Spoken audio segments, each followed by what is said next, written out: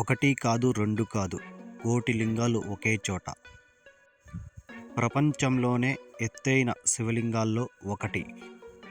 Shri Manjunatha cinema తీసింది కూడా ఇక్కడే. దేవతలు, దేవుళ్ళు ఒకే గుడిలో ఉన్న దేవాలయం. కమ్మసంద్ర అనే ఊరిలో ఉన్న కోటిలింగేశ్వర ఆలయం. ఈ కోటిలింగేశ్వర ఆలయం అనేది కర్ణాటక రాష్ట్రం కోలార్ జిల్లా కమ్మసంద్ర ఊరిలో అయితే ఉంది. ఇది కేజీఎఫ్ నుంచి 7 కిలోమీటర్లు, కోలార్ నుండి 30 కిలోమీటర్లు, మదనపల్లి నుంచి 100 కిలోమీటర్లు, బెంగళూరు నుంచి 90 కిలోమీటర్ల దూరంలో అయితే ఉంటుంది. శ్రీ మంజునాథ సినిమా తీసింది కూడా ఇక్కడే. ఆ సినిమాలో ఉన్న టెంపుల్స్ మొత్తం ఇక్కడ జరిగిన స్టోరీనే.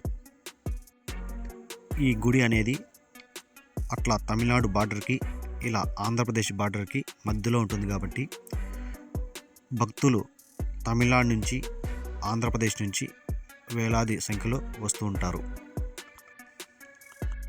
మనకి ఈ గుడికి దగ్గరలో అవని, బంగారు తిరుపతి కూడా ఉంటాయి. అవని వచ్చి 17 కిలోమీటర్లు, బంగారు తిరుపతి వచ్చి 10 కిలోమీటర్ల దూరంలో ఉంటుంది. మనకి గుడి లోపలికి వెళ్ళడానికి కేవలం 20 రూపాయలు మాత్రమే టికెట్ అయితే తీసుకుంటారు. ఈ గుడిలో నిత్యం పూజలైతే జరుగుతూనే ఉంటాయి. మనం గుడి లోపలికి వెళ్ళడానికి కేవలం 20 రూపాయలు మాత్రమే టికెట్ తీసుకుంటారు.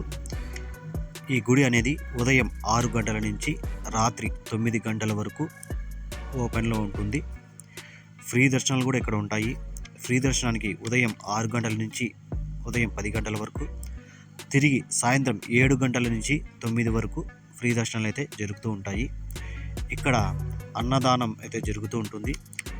ఇంకా ఏమైనా కోరికలు ఉండి కొన్ని కోరికలు నెరవేరితే కొంతమంది ఇక్కడ బట్టలు కూడా చాలా మందికి పంచుతూ ఉంటారు. కమ్మసంద్ర గ్రామంలో మంజునాథ శర్మ అనే భక్తుడు ఉండేవాడు. ఇతను ధర్మస్థలిలో శైవ బ్రాహ్మణుల కుటుంబంలో జన్మించాడు. ఇతను మంచి స్వభావాన్ని కలిగి ఉండేవాడు, కానీ నాస్తికుడు. శివుడిని చిన్నప్పటి నుండి అవమానించేవాడు, తిట్టేవాడు. ఎవరైనా శివభక్తులు ఉంటే వాళ్ళను కూడా కొట్టేవాడు. అంటే శివయ్య అంటే ఇతనికి నచ్చదన్నమాట. అతను ఒక కుస్తీ పాఠశాలను నడిపేవాడు. అక్కడ కుస్తీ పట్టే వాళ్ళకి ఈయన గురువుగా ఉండి కుస్తీని నేర్పించేవాడు. ఒకరోజు శివుని దైవత్వాన్ని గ్రహిస్తాడు. అంటే శివుడు ఉన్నాడు, దైవము నిజమైన వాడు, మోసగాడు కాదు అని గ్రహించి శివభక్తుడిగా మారిపోతాడు. ఒకరోజు ఈ మంజునాథుడు వాళ్ళ కుటుంబంతో కలిసి వాళ్ళ దగ్గరలో ఉన్న శివాలయానికి అయితే వెళ్తాడు. ఈయన శివాలయానికి వెళ్ళి దర్శించుకునే టైంలో అక్కడున్న దీపాలు అయితే ఆరిపోతాయి. ఇక పక్కనున్న వాళ్ళు గమ్మున ఉంటారా? ఆయనకి నచ్చిన వాళ్ళందరూ ఇతనికి శివుడు అంటేనే ఇష్టం లేదు, రోజు తిడుతూ ఉంటాడు, అలాంటివన్నీ గుళ్ళోకి రానిచ్చారు, ఆయన వల్లే అరిష్టం జరిగిందని అక్కడ ఉన్న రాజవంశానికి మహారాజు అయిన అంబికేశ్వర వర్మ రాజుగారికి అయితే చెప్తారు, ఇలా ఈయన వల్లే దీపాలు ఆరిపోయాయని. ఆ రాజు వచ్చి, నువ్వు నిజంగా శివభక్తుడు అయితే ఆరిపోయిన ఈ దీపాల్ని మళ్ళీ నువ్వు వెలిగించాలి అంటారు. అప్పుడు ఆయన తన భక్తితో శివుడిని తలుచుకొని పాట పాడుతాడు. ఆ పాటకి ఆ శివుడు పరమశమై దీపాలు వెలిగేలాగా చేస్తాడు. అప్పటి నుంచి అక్కడ ఉన్న జనాలు కానీ, భక్తులు కానీ, రాజులు కానీ ఆ మహత్వాన్ని చూసి ఆశ్చర్యపోతారు. అప్పుడు శ్రీ మంజునాథుడు ఆ రాజుతో, స్వామి, నేను ముందే శివుని చాలాసార్లు తిట్టాను, 1,000,000 సార్లు పైన తిట్టింటాను.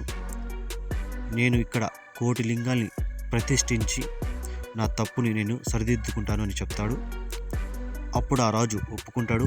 వాళ్ళ కుటుంబాలు, ఆ రాజు మొత్తం కలిసి ఇక్కడ 1,000,000 లింగాలు ప్రతిష్ఠించాలని అనుకుంటారు.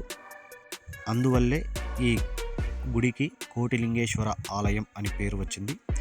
ఇంకా 1,000,000 లింగాలు అయితే ఇక్కడ కంప్లీట్ కాలేదు, కానీ అక్కడ ఉన్న వాళ్ళు చెప్పే ప్రకారం చూసుకుంటే 80 లక్షలు 90 లక్షలు అయినాయి అంటున్నారు. కానీ ఇక్కడ చూస్తే చిన్న శివలింగం నుంచి పెద్ద పెద్ద శివలింగాల వరకు మొత్తం లెక్కే.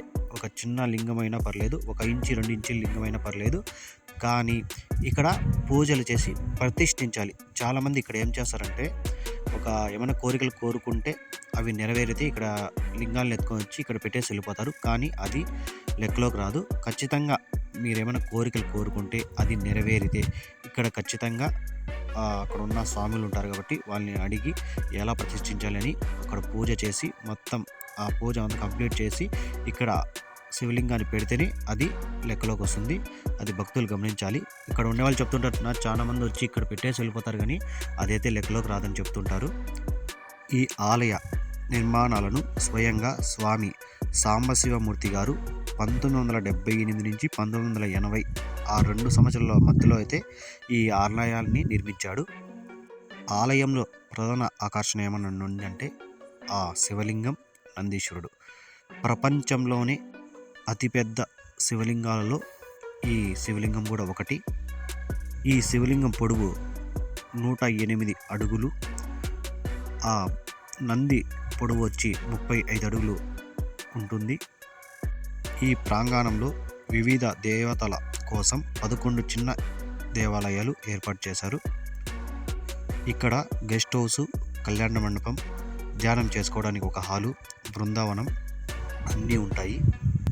ఆలయంలోకి ప్రవేశించగానే శివుడు, బ్రహ్మ, విష్ణువు, మహేశ్వరుడు, వినాయకుడు, అయ్యప్ప, ఆంజనేయుడు, కన్యకా పరమేశ్వరి, పార్వతి, లక్ష్మి, నవగ్రహాలు, సత్యనారాయణ స్వామి, సుబ్రహ్మణ్యం స్వామి, వెంకటేశ్వర స్వామి, పంచముఖి ఆంజనేయ, సంతోషిమాత, మంజునాథేశ్వర స్వామి విగ్రహాలు అయితే ఉంటాయి. ఇంకా సాయిబాబా, ఇలా చాలా దేవతల విగ్రహాలు అయితే ఇక్కడ ఉన్నాయి. గుడిలో వినాయకుడి గుడి ముందు బిల్వపత్ర వృక్షం, నాగలింగ వృక్షాలు అయితే ఉంటాయి. ఆ టెంపుల్లో అయితే మనకి వచ్చి పసుపు తాడు అయితే ఒకటి ఇస్తారు. మనం అవి తీసుకొని పోయి ఆ చెట్టు కడితే మనం కోరుకున్న కోరికలు నెరవేరుతాయని ఇక్కడ భక్తుల నమ్మకం. ఇక్కడ కనిపించే చెట్టు వచ్చి నాగలింగం వృక్షం. ఈ నాగలింగ వృక్షం అనేది ఒకప్పుడు భస్మాసురుడు శివుని కోసం ఘోర తపస్సు అయితే చేస్తుంటాడు. అప్పుడు ఆయన తపస్సుకు మెచ్చి శివుడు ప్రత్యక్షమవుతాడు. అప్పుడు భస్మాసుడికి ఒక వరం ఇస్తాడు. నీకు ఏ వరం కావాలి కోరుకో అంటే, స్వామి నేను ఎవరి మీద చేయబెడితే వాళ్ళు భస్మం అయ్యేలాగా ఒక వరం అంటాడు. అప్పుడు శివుడు కాదనలేక ఇక వరం అయితే ఇస్తాడు. ఆ వరం ఇచ్చిన తర్వాత ఈ భస్మాసుడు డైరెక్ట్గా శివుడి మీదే చెయ్యి పెట్టేకి వెళ్తాడు. అప్పుడు ఆ శివుడు భయపడి ఈ నాగలింగ వృక్షంలోనే అయితే దాముకుంటాడు. మనం ఆ చెట్టుకి అక్కడ పసుపు తాడు తీస్తారు. మనం ఏమన్నా కోరికలు ఉంటే అది కడుతూ కోరికలు కోరుకుంటే అవి నెరవేరుతాయని ఇక్కడ ఉన్న భక్తుల నమ్మకం. సంతానం లేని వాళ్ళు కూడా ఇక్కడ ఆ చెట్టుకి ఉయ్యాలైతే కడుతూ ఉంటారు. ఇక్కడ భక్తులు వందల సంఖ్యలో అయితే రోజు వస్తూ ఉంటారు.